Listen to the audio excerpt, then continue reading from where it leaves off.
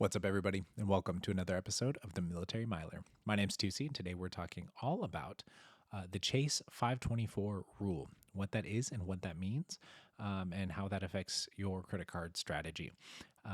But before we get started, be sure to hit the follow button, leave us a 5-star rating and a review wherever you are listening, and be sure to join our Military Milers Facebook group. We've got 95 members in there right now, so we're almost at 100. And in that group, I plan to post all of the big news changes and limited time offers in the Points and Miles world. And in that Facebook group, you can ask questions and get answers in real time. You can also join our email newsletter at militarytravelrewards.com/subscribe so that you get the show notes right in your inbox every week. And you can also get in touch with me at podcast@militarytravelrewards.com. You can just shoot me an email or you can just DM me on Instagram at militarymiler. If you haven't listened to our Amex Platinum series yet, you want to go and do that. Listen to episodes 1 through 11. It would have been 1 through 10, but episode 4 was a late breaking news on the Hilton card, so I kind of interrupted the flow. But there's 10 episodes, 1 through 11.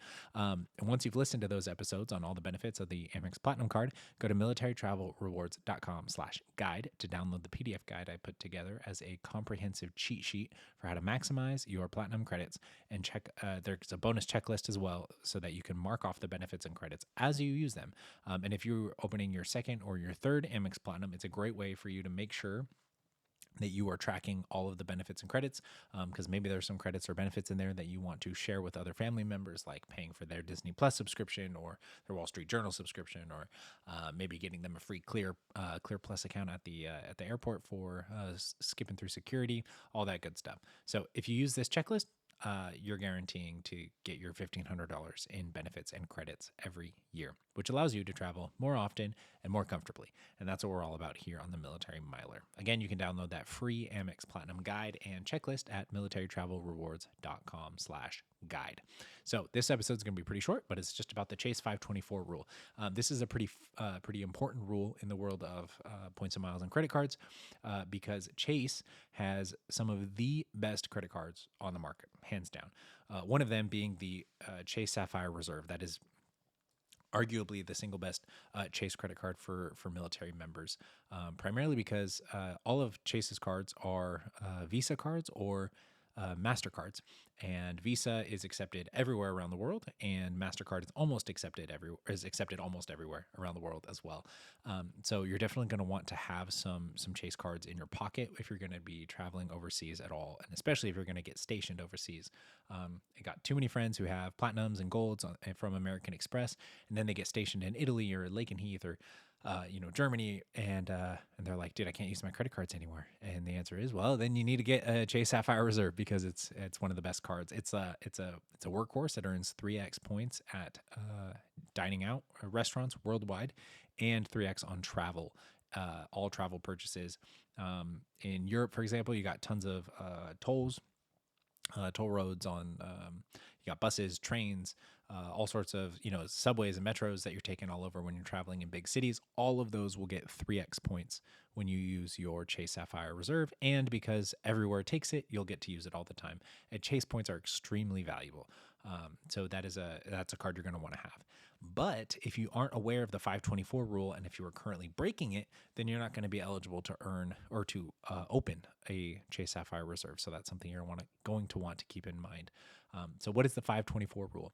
The 5 stands for 5 cards, and the 24 stands for 4 months. So Chase has a rule that they will not approve you for a new Chase card, be it a personal card or a business card. They will not approve you for a card if you have opened 5 or more credit cards in the last 24 months. And it doesn't matter what bank you open those credit cards with, whether you open them at Target, at Macy's, at American Express, at Citi, at Capital One, at your local credit union. It doesn't matter who you opened them with. They will not approve you for a credit card if you have opened 5 or more cards in the last 24 months. Which means if you've already opened 5 cards in the last 2 years, then you just have to wait until one of those cards is older than 24 months, and then that card will, quote unquote, fall off your 524, which is kind of the way that people talk about it in the points and miles space. So for most of you, you're thinking, well, I don't even have 5 credit cards, let alone open 5 credit cards in 24 months. And I totally understand. And if that is you, and if that's the same kind of pace that you want to keep up, that is perfectly fine. You don't have to worry about the 524 rule at all. But for those of you who are looking at chasing a couple awesome welcome offers, some sign up bonuses that are worth hundreds of thousands of points and thousands of dollars, then it's something you're going to want to think about, especially as you start to plan out what cards you want to open. So let's say you're looking at, you've got a TDY coming up, you want to open a couple cards, and then maybe later in the year, you're going to have to buy a new computer. So that's a larger expense. So you'd like to maybe hit a sign up bonus then, or maybe there are a couple credit cards you're thinking about opening. Maybe you want to open a Delta Reserve at some point, which is an Amex card. Maybe you've heard about the Marriott Bonvoy Brilliant card that you'd like to open. But because you don't spend that much on a monthly basis, you can't hit the welcome offers on all those cards at the same time. So you're just kind of thinking, oh, well, when do I want to time it? When do I want to open these cards, etc. Something you want to think about is the 524 rule.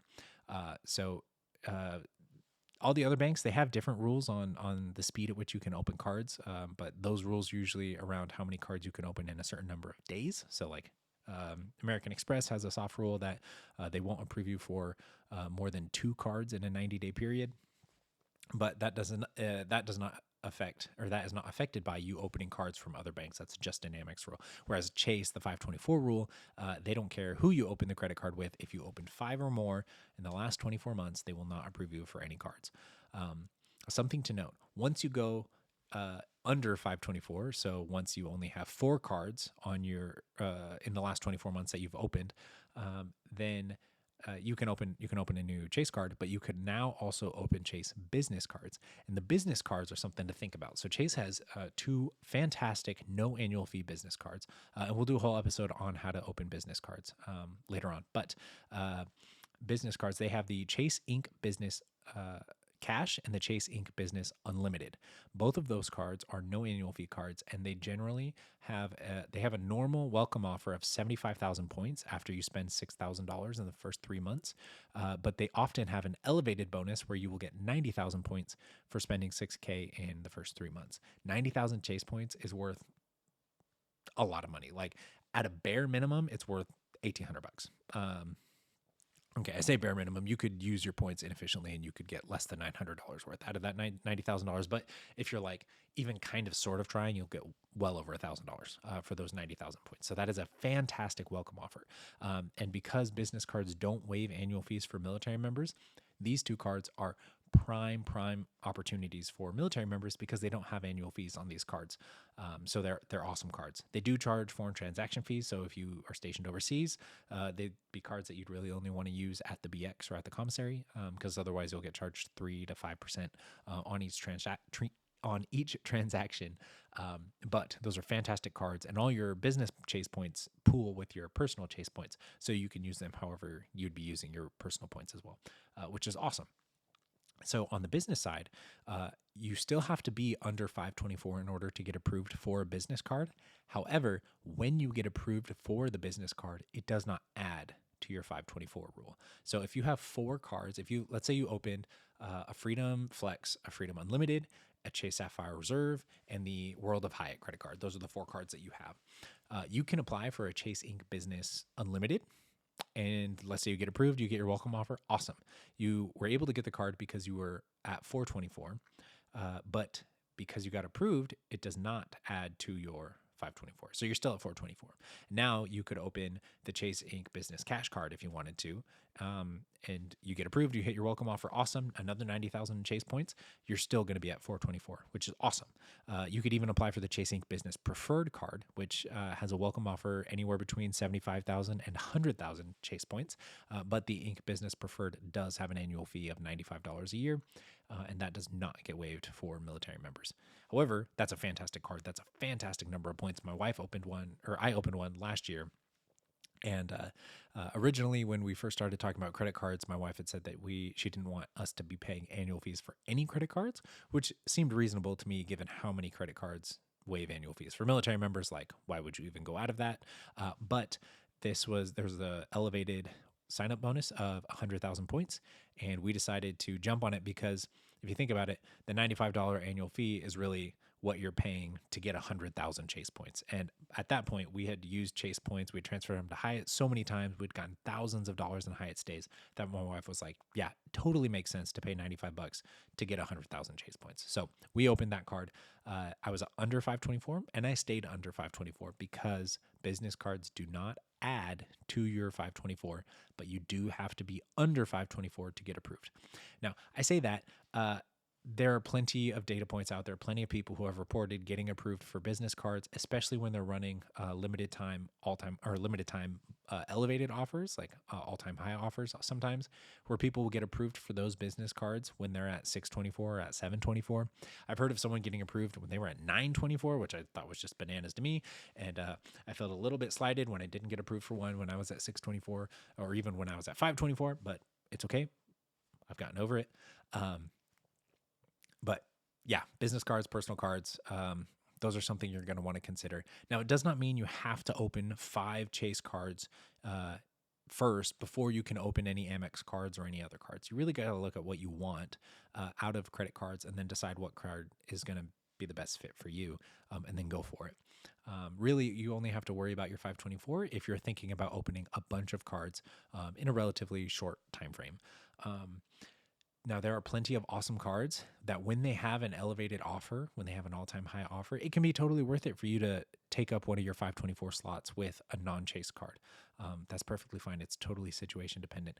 And if you're interested and you're like, or you have an offer or you're thinking about opening a card, but you just don't know if it's worth a 524 slot for you, just go ahead and shoot me a message and we can talk about it. I love talking about this stuff. I've talked with dozens of people about how to kind of how to strategize their points and miles. And you can get in touch with me at on Instagram at Military Miler, or you can join our Facebook group. That's a great place to post questions.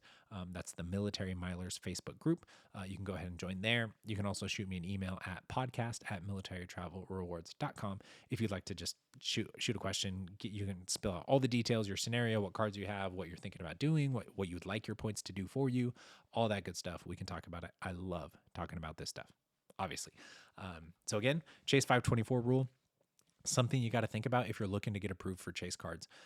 Right now, I'm at 724. My wife's at 624. Right now it's September.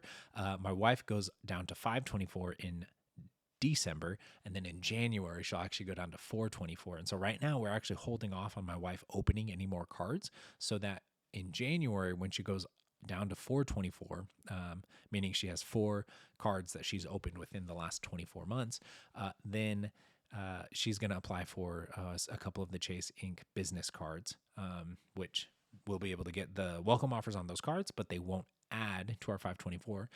And so then once she's earned the welcome offers on those cards, and once we've kind of maxed out how many business cards she'll be able to open, and when we feel like we have enough Chase points for the time being, then she's going to go ahead and start opening.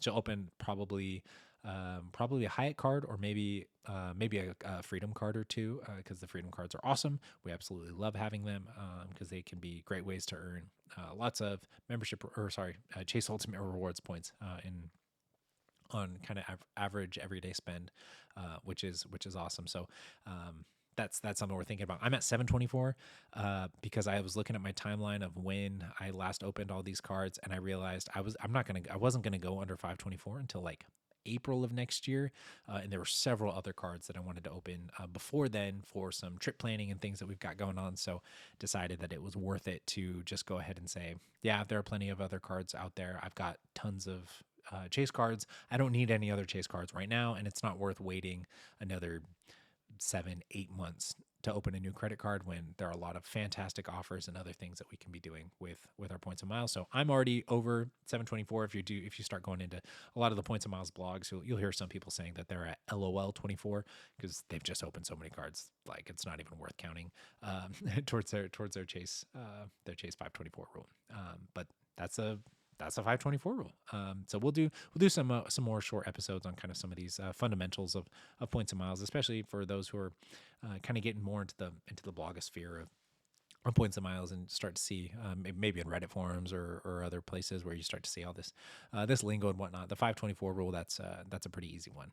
So All right. Thanks for hanging out with me on the Military Miler today. And like I said earlier, if you'd like to get in touch, you want to talk about what your next card should be, you're looking at your 524 and thinking, hey, I'd like to open these cards, or I'd like to max out my chase cards before I move on to City or American Express cards, you can join our Facebook group, the Military Milers Facebook group. Pose a question in there, and I'll be happy to respond. You can also shoot me an email at podcast@militarytravelrewards.com, or you can shoot me a DM on Instagram at Military Miler. And if you guys don't already have the number 1 and number 2 credit cards for military members and their spouses, the Amex Platinum and the Amex Gold, be sure to go to our website, militarytravelrewards.com, and you can sign up for them there. All right, everybody, I'll see you guys on the next episode.